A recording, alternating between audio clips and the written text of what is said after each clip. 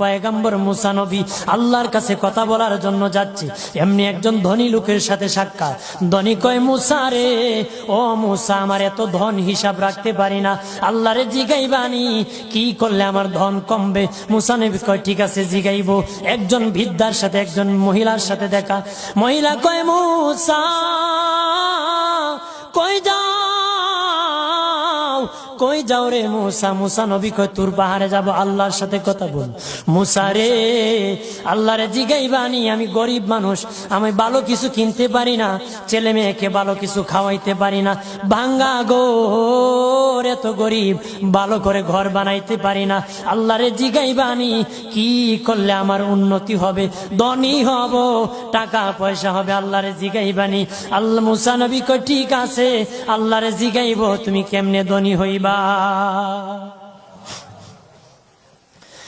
আল্লাহ